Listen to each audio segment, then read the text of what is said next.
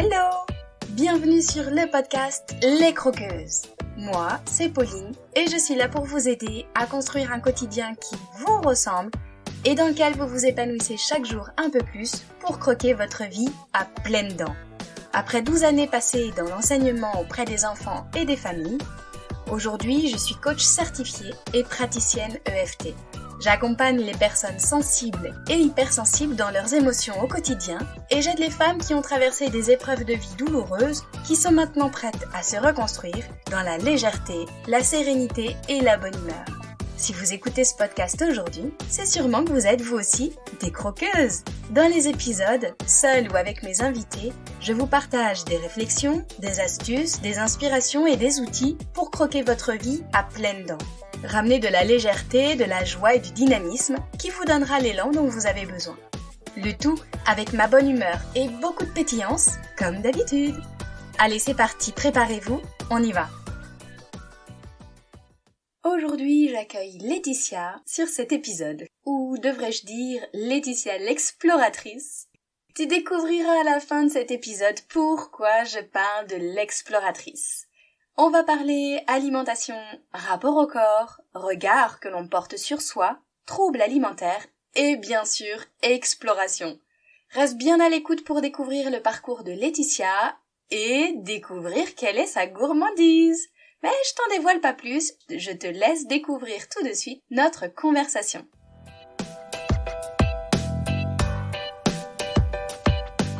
Hello Laetitia, bienvenue à toi. Je suis très heureuse de t'accueillir sur le podcast Les Croqueuses et j'avais envie aujourd'hui que tu sois là avec moi, avec nous et toutes les auditrices parce que tu as quelque chose à nous partager. Tu as eu à faire face, toi, à des moments difficiles, intenses, peut-être aussi douloureux et en fait, tu as réussi à traverser tout ça, à en tirer des apprentissages et à construire avec et tu vas même nous raconter professionnellement ce que tu as réussi à construire. Tu vas tout nous raconter et nous expliquer par rapport à ces expériences-là, en quoi est-ce que tu continues de grandir dans ta vie. Et du coup, je te laisse la parole pour que tu te présentes brièvement, qui t'es, ce que tu fais, etc., où t'habites, et puis que on apprenne à mieux te connaître. Super. Et déjà, un grand merci à toi. Je suis ravie d'être ici et merci à toi pour l'invitation. Du coup, moi, je suis Laetitia et aujourd'hui, je me vois vraiment comme une alliée pour toutes celles et ceux qui veulent faire la paix avec leur corps, leur poids, leur assiette et gagner confiance à eux. Et du coup, moi, j'accompagne les personnes à travers 3 ingrédients. À travers la naturopathie. Donc, la naturopathie va vraiment me permettre d'aller travailler sur le corps. Je travaille aussi avec l'EFT, qui est une technique de libération émotionnelle. Et je travaille aussi avec le coaching qui va vraiment me permettre d'aller booster la mise en place d'actions, booster le changement et finalement avoir des transformations en profondeur pour accompagner toutes celles et ceux qui sont sous l'emprise alimentaire et qui veulent retrouver une relation épanouissante avec la nourriture. Merci pour ta présentation. Tu nous as présenté un petit peu professionnellement ce que tu fais aujourd'hui. Et moi, j'ai envie, en fait, puisque maintenant on te connaît un petit peu mieux, que tu nous racontes quelle a été cette épreuve, quelles ont été les étapes, en fait, par lesquelles t'es passée et dont tu as envie de nous parler sur ce podcast et qui ont forcément un lien avec ce que aujourd'hui t'as construit professionnellement.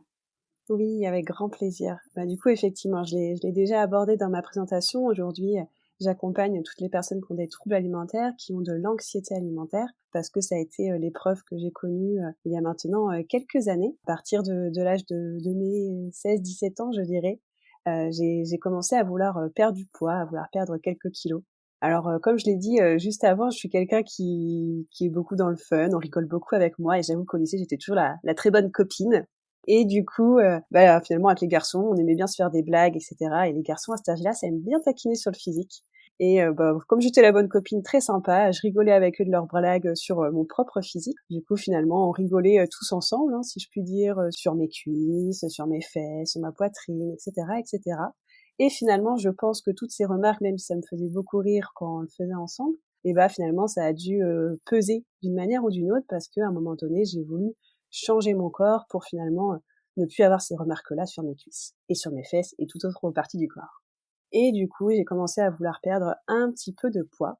Donc, j'ai commencé à vouloir faire un régime en enlevant quelques aliments, en enlevant les sucreries, les douceurs, etc.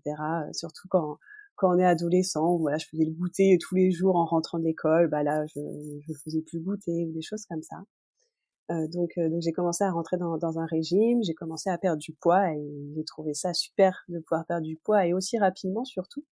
Du coup, j'ai continué finalement dans cette spirale-là. Et puis finalement, après, à 17 ans, moi, je suis partie de chez mes parents. Je suis partie faire mes études dans une plus grande ville que celle où j'étais.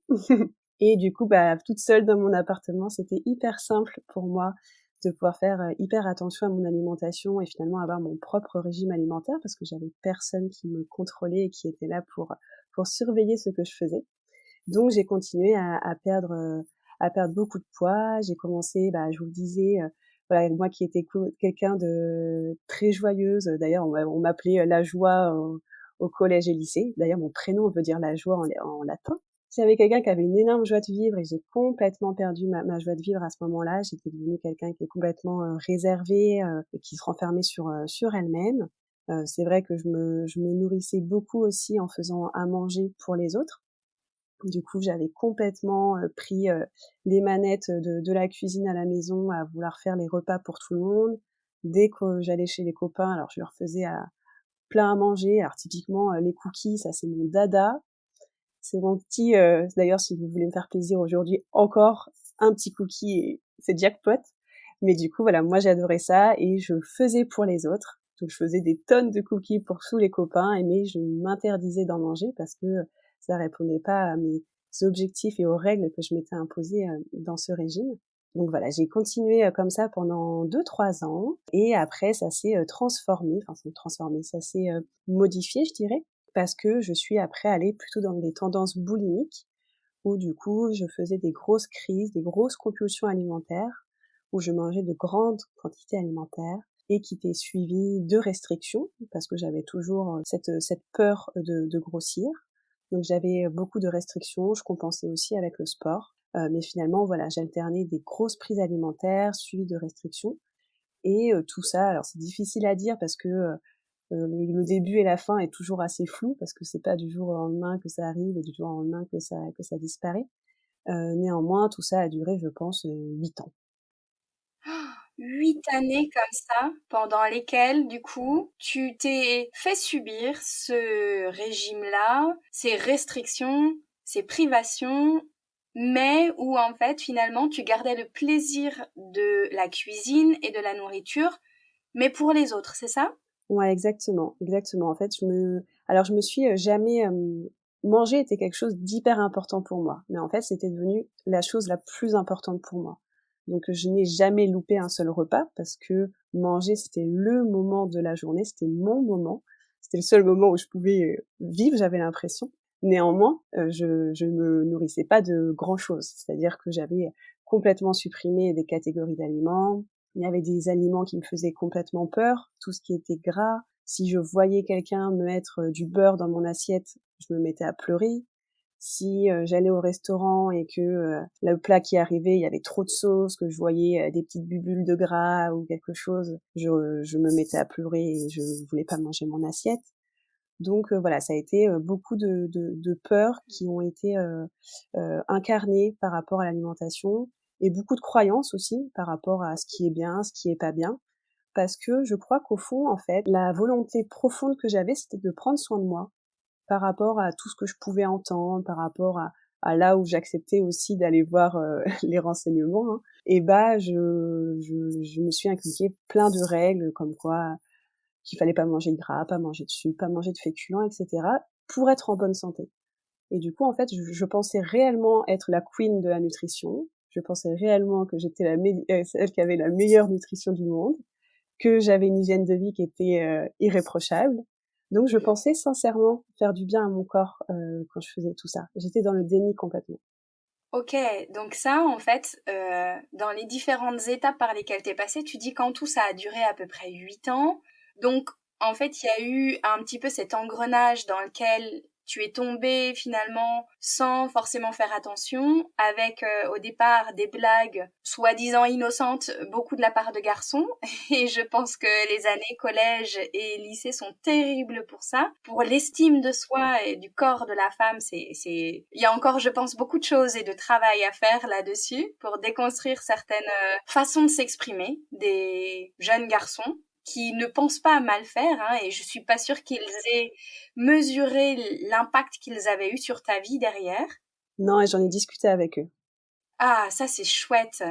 J'en ai discuté avec mon meilleur ami de l'époque, qui était finalement le pire dans le terme de remarques. Et à ce moment-là, quand on a eu la discussion, moi j'avais conscience de la maladie, mais je n'étais pas guérie. Du coup, c'est vrai que ça l'avait énormément touché, et parce qu'il se rendait pas compte du mal qu'il faisait. Et c'est pour ça aujourd'hui que je pense qu'il y a énormément de choses à faire dans ces établissements-là, justement pour éduquer, sensibiliser.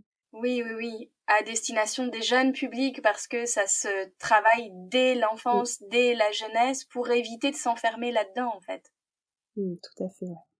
Donc du coup, tu nous as parlé d'avoir glissé progressivement dans ces troubles alimentaires, avec les peurs paniques face à certains aliments, face à ton assiette, avec aussi le plaisir que c'était pour toi le moment où tu mangeais, avec certaines croyances très fortement ancrées comme quoi bah t'étais la queen de la nutrition comme tu partageais, et puis aussi le déni justement qui est associé avec ces croyances là. Est-ce qu'il y a éventuellement d'autres étapes par lesquelles tu es passé avant l'acceptation, et tu as parlé de tu n'étais pas encore guérie, aujourd'hui est-ce que tu penses l'être? Voilà, c'est comment pour toi?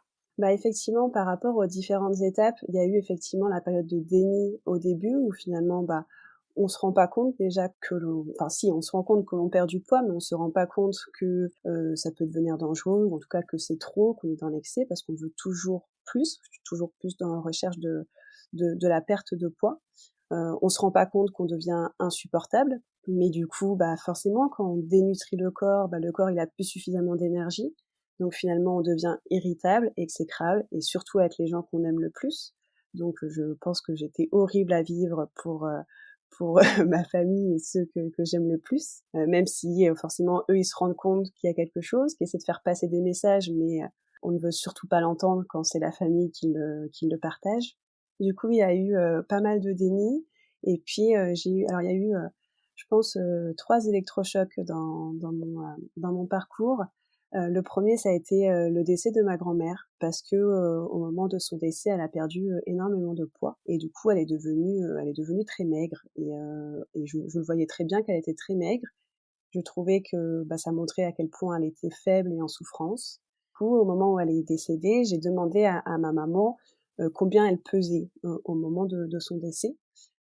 Et finalement, le poids qu'elle m'a dit était supérieur à celui que moi je faisais, alors qu'on faisait globalement la même taille, en tout cas pas qui explique des variantes de poids monstrueuses. Et du coup, là, ça a vraiment été un électrochoc pour moi de me dire que finalement, le poids que je voyais sur la balance était trop faible, et qu'en fait, bah, cette maigreur-là, je ne l'aimais pas, en fait. Du coup, ça a été vraiment mon premier électrochoc de me dire là, ok, en fait, il y a quelque chose qui va pas. Suite à ça, j'étais plus dans la recherche de perte de poids. Alors après, l'acceptation d'en reprendre, c'est autre chose.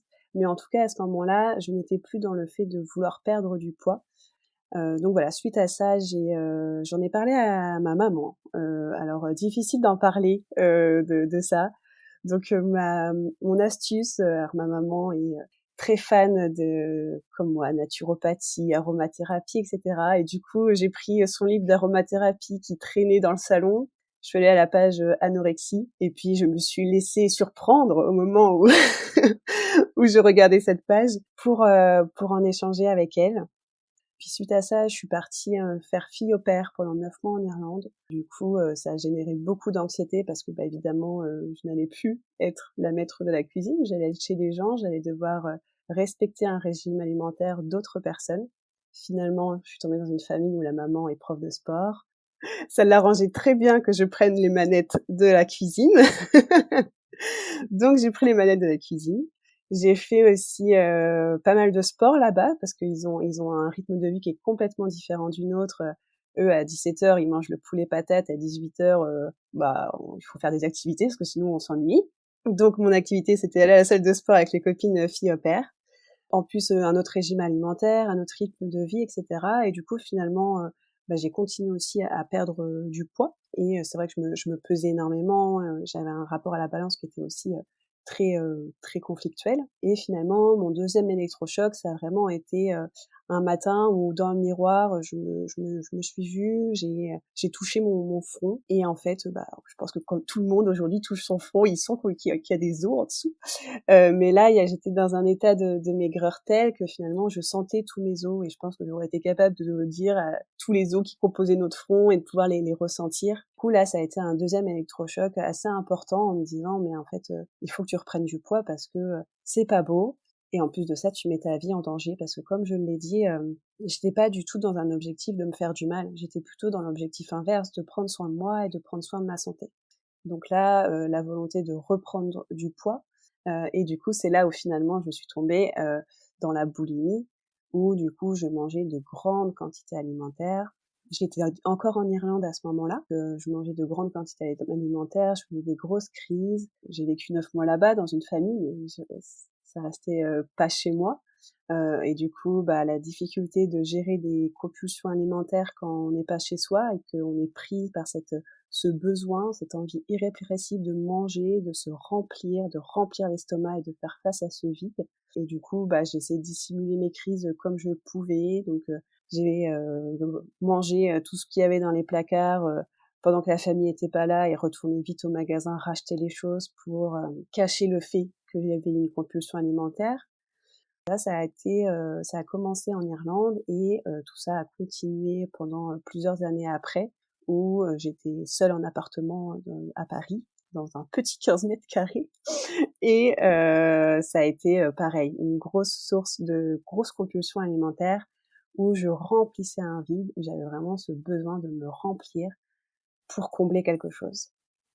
Ok, tu viens de nous partager beaucoup de choses par lesquelles tu es passée, qui ont dû être extrêmement difficiles à vivre. Et là, quand tu dis je mangeais beaucoup pour me remplir, j'imagine que à l'époque, quand c'était le cas, tu n'avais pas conscientisé en fait le pourquoi tu le faisais. Je pense que c'est avec les années d'expérience, de recul et aussi les différentes connaissances que tu as acquises derrière, que tu es en mesure de pouvoir analyser de cette façon-là. Mais sur le moment, donc, tu as d'abord le choc de ta grand-mère, après tu pars en Irlande, tu as ce choc en t'observant dans la glace et en touchant et en constatant à quel point tu sens tes os, qui du coup fait que tu bascules aussi un peu dans les compulsions alimentaires et les étapes à Paris. Comme aujourd'hui, tu vas mieux, tu vas bien. Qu'est-ce qui fait que tu as réussi à t'en sortir? Il y a eu ces prises de conscience, mais derrière, sur quoi est-ce que tu t'es appuyé pour réussir à sortir de cet enfermement-là?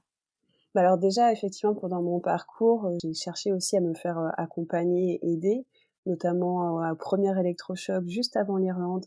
Je suis allée voir une nutritionniste qui a du coup posé le mot de l'anorexie mentale à ce moment-là. À Paris, j'ai cherché aussi à me faire accompagner avec des psychologues, des hypnothérapeutes. Mes connaissances de ces troubles-là et du coup, je me suis sentie jugée, incomprise. Et puis finalement, j'ai l'impression que la vie a fait son petit bonhomme de chemin. Après, j'ai eu mon premier emploi, j'ai mon CDI, j'ai emménagé avec mon copain. Et finalement, les choses se sont assez atténuées naturellement, en tout cas les compulsions alimentaires. C'est-à-dire que j'avais moins de compulsions alimentaires, pour dire plus, ou en tout cas pas celles que j'avais connues auparavant. Parce que effectivement, je pense que dans les troubles alimentaires, on, on parle de l'anorexie, on parle de la boulimie, on parle de l'hyperphagie. Mais ce qui est important pour moi, c'est de se dire qu'il n'y a pas que ça, qu'en fait, parmi tout ça, il y a énormément de nuances, que chacun a un peu sa propre nuance et a sa propre anxiété alimentaire, et que c'est pas parce qu'on répond pas forcément à tous les critères d'un boulimique ou d'une hyperphagique que la relation à l'alimentation n'est pas légitime. Et du coup, effectivement, mes crises de boulimie n'étaient plus celles que j'avais auparavant. Et du coup, je pensais que tout était réglé entre guillemets. Et en fait, je l'ai conscientisé, mais ça finalement assez tardivement, parce que c'est assez récent. Que en fait, après ça, j'avais beaucoup de restrictions cognitives. Du coup, la restriction cognitive, c'est vraiment le fait, encore une fois, de vraiment planifier, de toujours cogiter par rapport à l'alimentation, de calculer si je mange ça, je peux pas manger ça.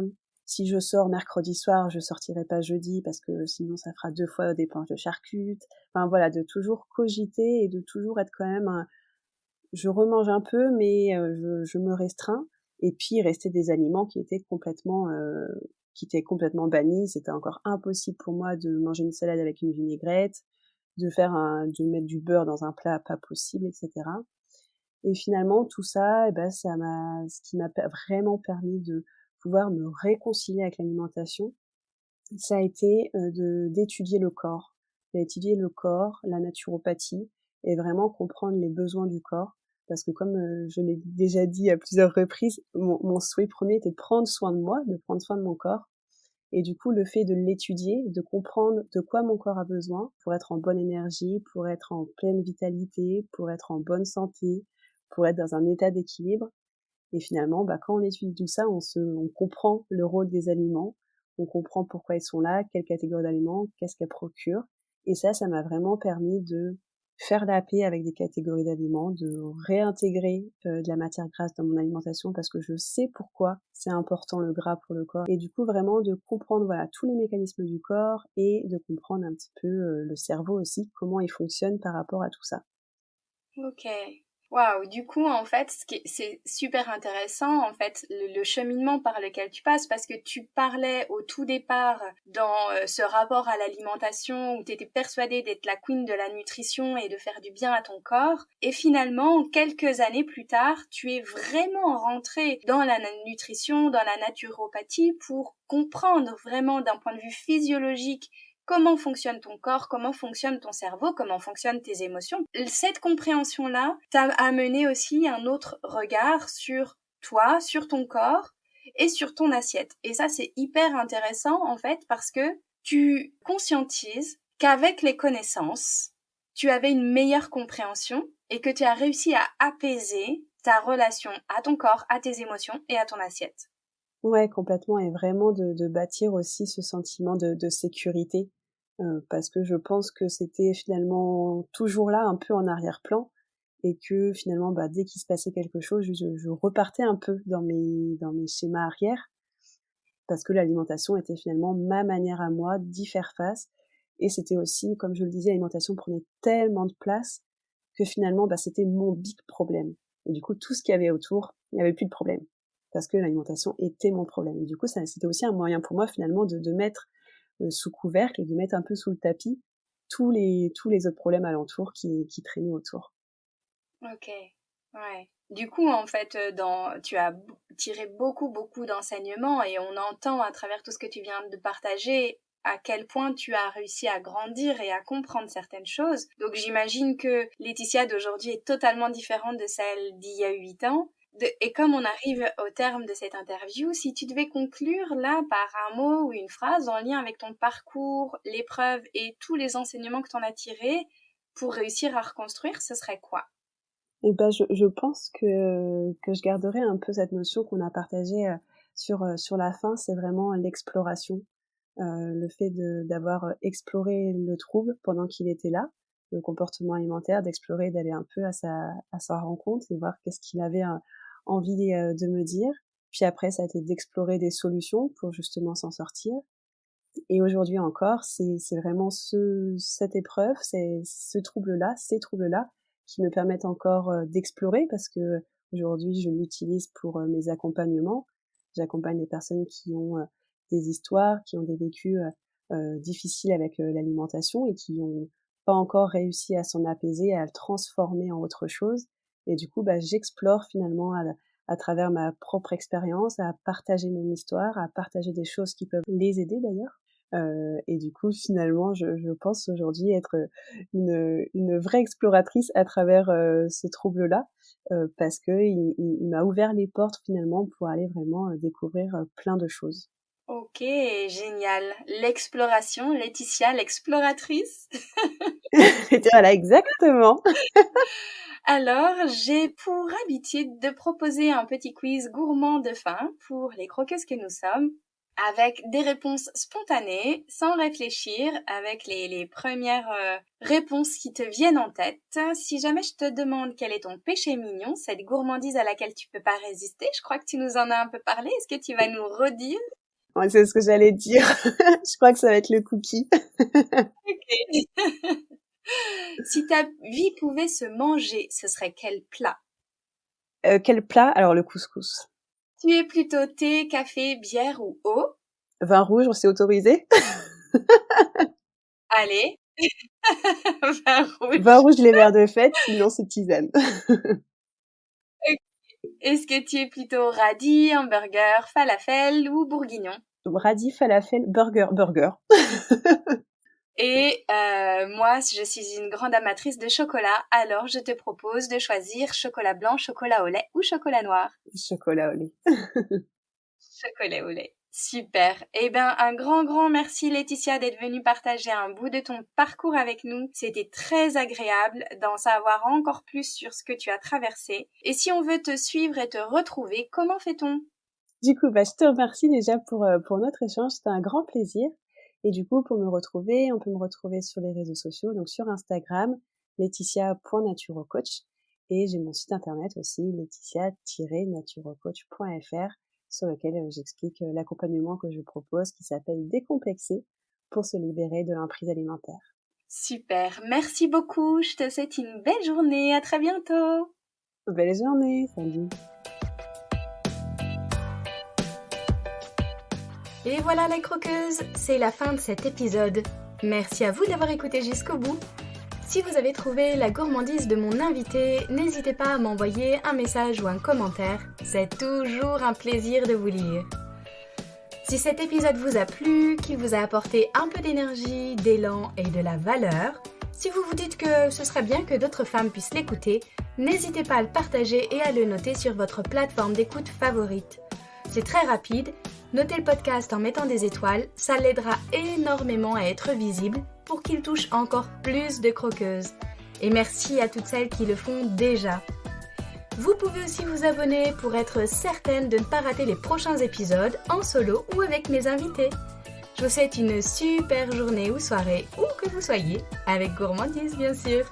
À la semaine prochaine pour une nouvelle dose de pétillance, d'inspiration et de bonne humeur.